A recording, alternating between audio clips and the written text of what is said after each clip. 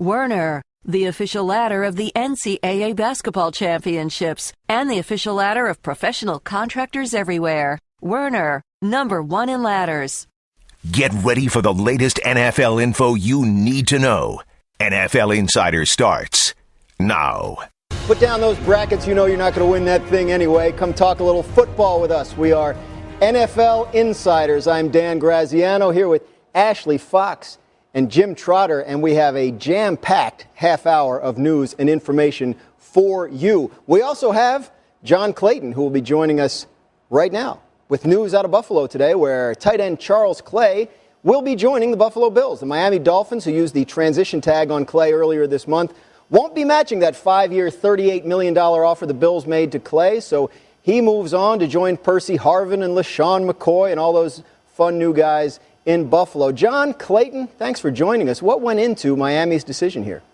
I mean, really, this was no decision, because once they were able to get Jordan Cameron on a 2-year deal at $15 million, there was no way they were going to keep a $7 million transition tag on Clay and then also think that they would have to match it and pay so much money, $20 million guaranteed. I mean, you can only do so much, particularly when you bring in Ndamukong Suh and pay him quarterback money. So this one was really expected. I think the only surprise is the fact the Dolphins didn't wait till Sunday, which would have been the deadline on Sunday night, to try to let them know. They just basically cleared the room, got him out of there. Clay gets a nice deal of $38 million over 5 years to go to Buffalo. You've got Cameron now taking over at tight end. And this frees up some money if they want to try to go out and get a receiver or anything else on the offensive line. So no surprise in this one. This one was basically inevitable.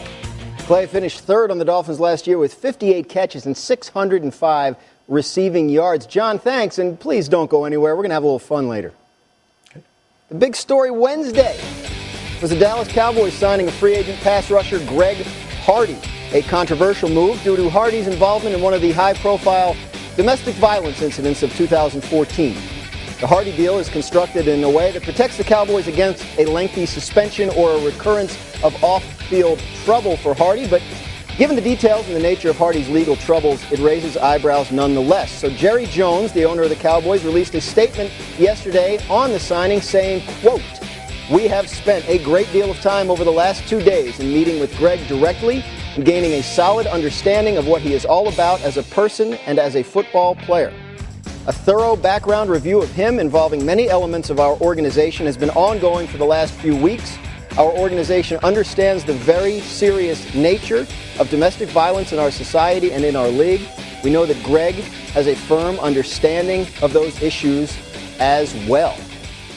So now that Hardy does have a new team, Ashley, what are you hearing about this situation going forward? Well, I spoke to someone at the league office, and as we would expect, at some point there is going to be a punishment for Greg Hardy, and there's a couple of things at work here. One is that under the new personal conduct policy, that they're not as reliant now on the judicial system to have to make a ruling. Whether you accept that or believe that is the right way to go, they don't have to. The NFL is going to conduct its own internal investigation. They're trying to get some pieces of evidence, and then they're going to make their own decision. And the other thing that I was told was to remember, paid leave is not a punishment in the league's eyes. And so Hardy last year missed almost the entire season on the commissioner's exempt list. Nevertheless, he was paid $13.1 million. That is not a sufficient punishment as far as the league is concerned. They want to make a statement here that now, in the aftermath of the Ray Rice situation, that they are taking this issue seriously. And, it's not going to be a matter of, are they going to punish him, but for how long? And I think 6 games is something that's being bannered around, and we'll see. And I think they're going to make it so the NFLPA then has to appeal the decision and make them look like the bad guys as opposed to the league. Well, it's about time that the league is going to take this seriously, because in the previous 7 years, Roger Goodell basically washed his hands of domestic violence cases. I think the longest suspension was 2 games. So it's about time he got serious about this issue. But the thing is, if you're going to throw the book at him now, then throw it at him. Why are we waiting at this point? Are we waiting for a resolution of the Adrian Peterson case, where the league wants to say that it can discipline him under the new personal conduct policy as opposed to the old one? We don't know at this point. So from my standpoint, look, if you want to be a tough guy on this, throw the book at him now and let's move forward. Do you think that the league has itself in a difficult position here, given how many of these situations they're dealing with and their ongoing struggle for consistency across the board? I don't think Roger Goodell cares about consistency. If he cared about consistency, he would deal with the owners the same way he deals with the players. As you know, there are 2 owners right now who have violated his own personal conduct policy. They both. One was convicted of fraud, has not been disciplined. That's Ziggy Wolf. The other one, Jimmy Haslam, was involved in a fraud case and settled it for $92 million. He was not disciplined under the personal conduct policy. So Roger Goodell has no consistency when it comes to this policy other than he's going to come down hard on players. And he's probably going to come down on Greg Hardy, and at some point, Hardy's suspension will be served, and he will end up on the field for the Dallas Cowboys, who have had a very interesting offseason so far. A lot going on, some comings and goings. Quarterback Tony Romo was a guest on Jimmy Kimmel's show last night, and he was asked about the departure of his teammate DeMarco Murray to the Eagles. Here's Tony. They asked me if we should do it. No, I'm just kidding. Obviously, you have no part as a player. You're just hoping, that, all your teammates can stay for your whole career. And you get close with certain guys. And I was close with DeMarco. And, I remember a month or two before, I'm trying to, you're trying to be like, hey, tell ownership in some ways that you want to keep them. And I'm disappointed we lost him, but we're in the bus in Arizona after the Pro Bowl for the Super Bowl week. And so Jerry Jones and Stephen Jones, who are owners of the Dallas Cowboys, and Jason Garrett are there, and a few other people and stuff. And we're talking, and I'm trying to actually push the envelope of keeping DeMarco, and I think everyone wants to do that, and they're just throwing out things. And he'd actually had a few drinks at the time, and so there were some passionate speeches going on about what you wanted to do, and one of them was my own. And I sit there and I looked over at Steven, who's probably going to take over for Jerry one day as the owner, and I said, Steven, you've got 25 to 30 years left to go win championships, and I'm like, I look over at Jason, I'm like, you're the next Tom Landry, you got 25 to 30 years left to go win championships, and I didn't know what I was saying at the time, but I'm like, me and Jerry, we got 4 or 5 years left only. And I was trying to push the envelope like we needed to bring DeMarco and everybody back, but I didn't realize I'm basically telling him, you're going to die. That was not my intent. Fun times on the Cowboys bus. We don't want to go there, but there is some evidence over the past couple years of a shifting dynamic with the Cowboys. Jerry Jones now 72, maybe not wielding quite as heavy a hand as he did once in the day-to-day operations of the team. Son Steven gaining a more prominent role, maybe more influence. There seem to be a few moves that have gone on the last couple of years that indicate this. Jim, does that jive with what you hear out of Dallas? Oh, absolutely. And the thing is now they're not trying to win the press conference, they're trying to win games. So when you look at the moves that they've made in recent years, these are very un-Jerry-like. When you talk about drafting offensive linemen in the first round rather than going after the big name, when you talk about backing away from Johnny Manziel, someone who Jerry has said he liked a lot, when you look at letting, DeMarco walk instead of finding a way to get a deal done for him. In the past, Jerry would have kept all these players, not now. Well, Ashley, is it a case of someone learning his lesson after years of frustration, or just mellowing out with age? Yeah, it's a great question. I think there's probably a little bit of truth in both of those things. I mean, I was in Dallas in October and sat with Stephen Jones in his office, and we talked about the whole this whole issue about did they want to get Johnny Manziel? And they'd had a meeting the morning of the draft, and Jerry had said it's not going to happen. There's no way that he'll fall to us. And lo and behold, he does. And they had a plan in place. And Stephen said, our plan was we're going to stick to drafting these linemen so that we can build the line. And Jerry understood it. But don't think for a second if Jerry wouldn't have said, I want Johnny, that we wouldn't have drafted him. But he stepped back and said, no, Zach Martin's, we're going to stick to our plan. The interesting thing, I think, is that DeMarco Murray was such an important piece of that plan, especially last season, the success that they had keeping the defense off the field, giving Tony Romo more protection and another option, and then to just let him walk in free agency instead of doing what he'd done so often in the past of paying a player. really, you have to wonder if did he miss on that move in particular. Yeah, and there have been players in the past that were not as good as DeMarco Murray that he stuck with longer than he probably should have. So maybe we are seeing a little bit of a wising up or just a change in philosophy in terms of how the organization might operate. Certainly going 12-4, which was the Cowboys' best record since 2007, that underlines the quality of these moves, these decisions, however they're being made, whoever's making them. You can look at what happened in 2014 if you're the Cowboys and say, that worked, let's stick with it. It was only 25 months ago that the Ravens beat the 49ers in the Super Bowl. You guys remember that? Lights went out. Crazy night. But since then, a lot has been changing for both teams, especially this offseason. 49ers and head coach Jim Harbaugh parted ways, and Ravens offensive coordinator Gary Kubiak was named the head coach in Denver. A lot of players on the move, too. The 49ers notably lost linebackers Patrick Willis and Chris Borland to retirement, Frank Gore to free agency, while the Ravens lost Torrey Smith to San Francisco and traded Haloti Ngata to Detroit. Baltimore also made headlines yesterday by releasing running back Bernard Pierce, the third player they released following an arrest this offseason.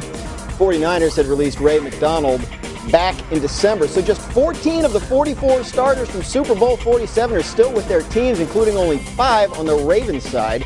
Torrey Smith and Anquan Boldin are now in San Francisco, meaning the 49ers have almost as many Ravens offensive starters from that game as Baltimore does. So tons of questions surrounding the 49ers as they head into 2015 with a new and very untested head coach trying to piece things together around all these personnel losses. Jim, what are you hearing? What's the vibe out there in San Francisco about their chances? Oh, there's no question they're feeling it right now because it's been one hit after another this offseason. But the thing that's interesting to me is how some have tried to characterize it as players wanting to leave the organization because there's this dysfunction now, which isn't the case at all. If you go back and you look at it player by player, all of the moves speak for themselves. Let's take, for instance, Frank Gore. He wanted to return to San Francisco. They didn't make him an offer as much as the Colts did, so he went to Indianapolis. Patrick Willis decides to retire because he's got a bad foot and he has a passion for working with youth. That has nothing to do with the organization. Michael Crabtree wanted to go back. They didn't offer him a contract that he wanted. Now he's on the street. Justin Smith may retire. Ray McDonald, we know about his legal troubles, so the team decided they didn't want to deal with him. So when you go down the list and you get to Borland, he made a personal decision about his future health. It had nothing to do with what was going on in the organization. It's just a matter now in the NFL, change is going to occur. But the end result is a lot of change. Absolutely. And a brand new head coach, Jim Tomsula, who's never done this before. How confident are they that he can bring it all together? They're very confident in Jim Tomsula. And if you talk to players who have played for Tomsula, they like him and respect him, and they believe that he will get the best out of them. The other thing not to be forgotten is they have a very experienced staff now when you go down the list, offensively and defensively, so it's not all going to be on one guy. And as you know, in the NFL, the head coach is as much a manager as he is a strategist. So from that standpoint, they've got guys in place, coordinators who can handle, they believe, the job, and Tomsula will manage it. As for the Baltimore Ravens, they are one of the more stable franchises. They always seem to find ways to recover and remain competitive. So, Ashley, what are you hearing about what's going on in Baltimore following their offseason of change? Well, as you mentioned, they have 5 players left from the Super Bowl team, it's amazing given the amount of turnover that they've had, that they still, over the past 2-year period, have there's only 6 teams in the conference that have a better record than they do. And they have the 3rd best record in their division, although it's not that far. The Ravens are 18-14, Pittsburgh's 19-13, the Bengals are 21-10-1. The thing when you talk about the Ravens is their utmost belief in Ozzie Newsome. You always hear, in Ozzie we trust. And they have constantly been able to reload through the draft and taking, a couple of free agents here and there. And they believe that they're able to do that again. And the other thing that is, I think, vitally important is that they have the number 1 position on the roster solidified and is, the one constant through there. That's Joe Flacco, of course. And it's interesting that this year Flacco is going to have his 4th offensive coordinator in 4 years. They're moving from Gary Kubiak, who obviously now is in Denver, to Mark Trestman, who had been in Chicago. And Flacco has had a really good relationship with all of these guys, particularly Jim Caldwell and Kubiak, and it's going to be vitally important that he and Trestman get on the same page early and stay there through the season. Those two teams, Baltimore and San Francisco, will play each other this season in San Francisco. A well-respected NFL insider, but also a cultural phenomenon. He is the one and only John Clayton. John, my favorite thing is that you went full wind-up there in the first pitch. Was that always going to be the way? That was always going to be the way, yeah. My problem was I didn't practice off a mound, so when I was coming down, yes. That's why I was a little bit short of the plate. But next time, I'll be ready. Next time. It's always important to learn. So, hey, we have, some of our viewers are a little worried about their teams. Maybe in some cases there's a move their team has made, or maybe a move their team hasn't made that has them a little maybe distraught about things here early in the offseason. So on Facebook, we took a few Dear John Clayton letters from fans, and we're hoping that you can give them some reason to hope. Are you up for that? I'm up for it. Let's do it. Clearly, John is up for whatever, as we've seen. Question from Finura Yo. Dear John, why haven't the Lions made any moves to be a better team? Why didn't they franchise Sue and trade him? Wouldn't that have been better? No, there was no way you can trade a $27 million franchise number. That simply couldn't happen. And so what they had to try to do, they were lucky enough to get the Haloti Ngata trade. Then they were able to at least get Rasheem Mathis done. Everything right now is keeping the Lions together. Dennis Clark would like to know, Dear John, why didn't the Broncos do anything in free agency except lose great players?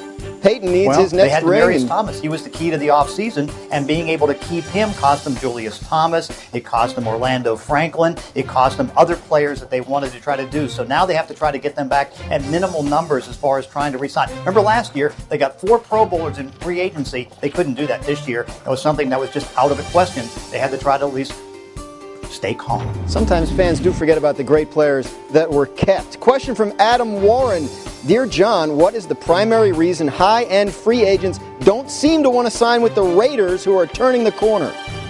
Well, because, it's not the number one choice because they've been so bad for so long. And so, for example, if you're Ndamukong Suh, you'd rather go with the Miami Dolphins than the Oakland Raiders. And so if you're the Raiders, you have to overpay to try to get guys to come there. But unfortunately, it's not as pretty as they thought it was going to be. And Rob Darmetko wants to know, Dear John, what is the Washington football team going to do at quarterback? Well, Jay Gruden made that pretty clear at the Combine that RG3 is going to be the starter. Colt McCoy is going to be an option if that doesn't work out, and they also have Kirk Cousins. But I'll tell you the one thing, if indeed a quarterback falls from the top of the draft, let's say Marcus Mariota, I'm telling you right now, they would take him at 5. It would be a gift. They're not going to give up that gift. And they did re-sign Colt McCoy, as you mentioned. He was the only Washington quarterback to start and win a game last season, so maybe that's a silver lining. Thanks, John. Good job. Thanks, Dan. Back to football and our NFL Insider's Notebook. Ashley, what's the buzz on Baylor quarterback Bryce Petty? Well, Bryce Petty had his pro day yesterday. He completed 69 of 77 passes with 5 drops. 42% of those 77 passes went 21 yards or more, and more than half of his passes came off of a 7-step drop or play action. I spoke with his quarterback coach, George Whitfield. He said all of that was on purpose to show scouts that Petty can do more than just work out of the shotgun. And as a result, Petty has 3 visits already on the books scheduled coming up. One is Dallas, one is Philadelphia, and one is San Diego. Jim, what's going on in San Diego with Phillip Rivers? Well, right now it's a standoff. They want to get him signed to a long-term extension, but Phillip at this point has not shown any desire to do that. Part of that has to do with clarity. He wants to know where the organization or where the franchise is going to be located. We know we've heard about them going to L.A. And he also wants some clarity on what's going on with the roster. He's never been to a Super Bowl. He wants to win. The 2 quarterbacks taken in the first round in his draft, Ben Roethlisberger, Eli Manning, both have won 2 each. At this point, he wants some clarity. Rivers entering the final year of his deal, and so is Manning. I thought, personally, they'd be working on a contract extension by now. Thought they might do it last year, but the more you hear from the Giants, the less inclined they sound to do this deal now. Everything I've been told is, well, Manning's not going to cut them a deal. So the only reason to do it right now would be cap space, and they don't really need cap space, and they could franchise him next year, and they're not really worried about losing him. So not a lot of movement, somewhat surprisingly, on the Eli Manning contract extension front. No, and the thing that's interesting, too, with Rivers is he's a guy of conviction, and he's not going to be driven by money here, and he's a guy who will play hardball. So the Chargers, I know, want to get it done, but people who think this is some sort of bluff with him, It's not. He says what he means, and he means what he says. I think fascinating to think what Rivers or Manning could get on the open market. Geico presents Strange Savings Stories. Astronomers detected an interstellar transmission. It stated, Geico, 15 minutes could save you 15% or more. The implications were staggering. Was the cosmos telling us we could all save hundreds on car insurance with Geico? Or did their radar merely pick up a signal from the nearby Rufus and Clyde's morning show? We may never know. Geico. 15 minutes could save you 15% or more on car insurance.